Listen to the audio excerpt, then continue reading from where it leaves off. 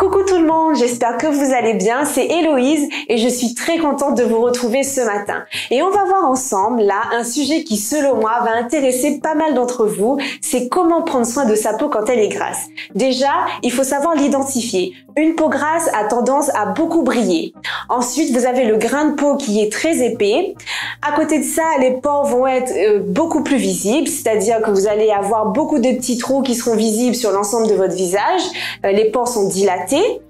Et le maquillage ne tient pas. Au cours de la journée, vous avez votre maquillage qui finalement ne tient pas. Donc, c'est la peau grasse. Mais rassurez-vous, avoir une peau grasse, c'est plutôt une bonne chose. Du coup, comme la peau est plus épaisse, et bien finalement, elle vieillit mieux. Il faut comprendre que le sébum a un rôle protecteur pour la peau. Et du coup, quand on la graisse, elle va se protéger en fabriquant encore plus de sébum. Du coup, c'est pour ça qu'on a la peau grasse. Avec tout ce que je viens de vous dire, elle a l'air costaud comme ça, mais finalement, elle est très fragile. Du coup, je vous conseille toujours de prendre soin de votre peau grasse avec douceur. Je vous conseille par exemple de la nettoyer au quotidien.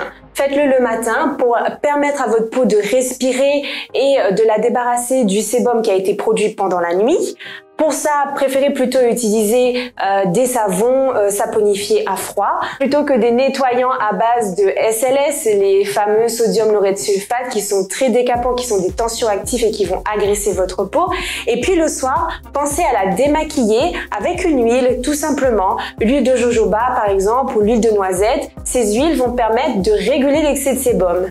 Une fois votre peau nettoyée, vous pouvez l'hydrater avec une lotion qui sera beaucoup plus légère plutôt que d'utiliser des crèmes hydratantes qui vont être trop riches. Et quand je parle de lotion, je parle de lotion matifiante, mais toujours prenez-en avec une action hydratante pour votre peau. Parce qu'on est bien d'accord, les peaux grasses ont quand même besoin d'hydratation. Pour compléter votre routine beauté, faites aussi un gommage 1 à 2 fois par semaine. Et optez plutôt pour un gommage enzymatique, c'est-à-dire un gommage sans les petits grains. Vous allez voir que ça va être beaucoup mieux et privilégiez tout ce qui est gommage à base d'acide de fruits ou même de chocolat qui a une action antioxydante pour la peau. Vous allez voir que le gommage finalement va vous permettre de redonner de l'éclat à votre peau, ça va rendre le teint beaucoup plus clair, beaucoup plus lumineux et votre peau sera beaucoup plus lisse. Elle va beaucoup mieux respirer aussi. Et accompagnez toujours votre gommage d'un masque, un masque purifiant à base d'argile parce que l'argile, ça va permettre justement de désincruster la peau aussi et vous allez voir que votre teint sera